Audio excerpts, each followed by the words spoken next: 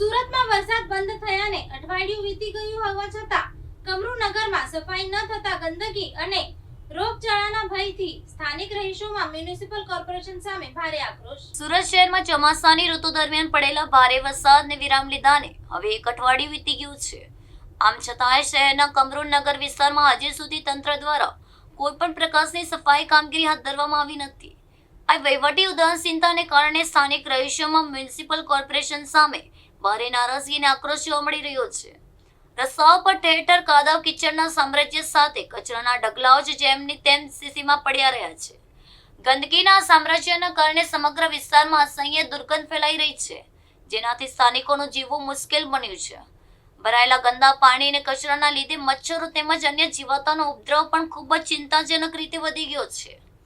આ પરિસ્થિતિના કારણે કમરૂનગર વિસ્તારમાં રોગચાળો ફાટી નીકળવાની ગંભીર ભીતિ સેવાઈ રહી છે, જેમાં નાના બાળકો અને વૃદ્ધોના સ્વાસ્થ્ય સામે મોટું જોખમ ઊભું થયું છે। સ્થાનિક નાગરિકો તંત્ર સમગ્ર ઉગ્ર રજૂઆત કરીને આ વિસ્તારમાં સવારે સફાઈ અભિયાન શરૂ કરી જંતુનાશક દવાનો છંટકાવ કરવાની માંગ કરી છે। आपका नाम? मेरा समीम शेख, कहाँ रहते हो आप? यही कमरू नगर आवास में जूनी टेना मिल में। यहाँ कितना पानी भरा है तो और सफाई कब हुई? एक माले तक का पानी भरेल था यहाँ। सफाई तो अभी 2 दिन से ही हो रही है, आज से ही चालू हुई ज्यादा करके। सफाई के लिए हमने अपने कमरू भाई को फोन किया, कमरू भाई ने नागर भाई को फोन किया, नागर भाई ने आज सफाई वाले भेजे। नागर भाई कॉर्पोरेटर।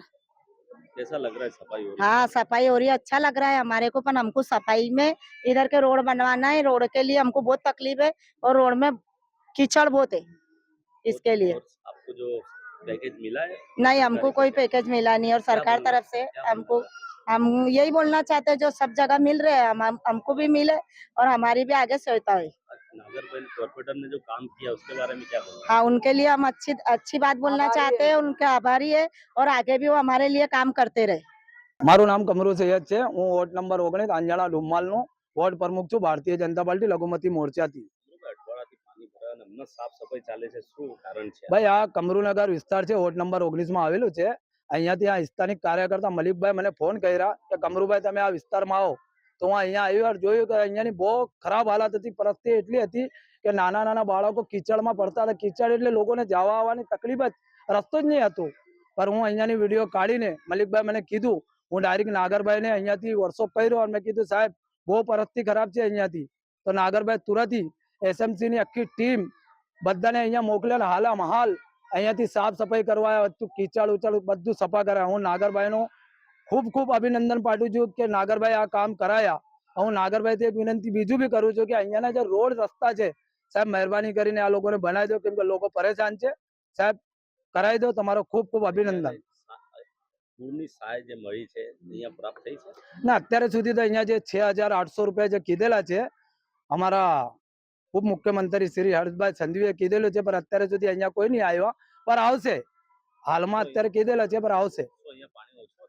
ના ભાઈ, અહીંયા તો બહુ પાણી હતું, એક માલા સુધી પાણી હતું। વધારે કરતા સુરત શહેરમાં કમરૂનગરમાં જેટલું પાણી હતું એટલું કઈ પાણી નહીં હતું। સાહેબને શું રિક્વેસ્ટ કરો? હું સાહેબને રિક્વેસ્ટ કરું છું કે સાહેબ અહીંયા લોકો રોજે લાવીને રોજે ખાવા વાળા માણસો છે, ગરીબ લોકો છે, એ લોકો પર ધ્યાન રાખો।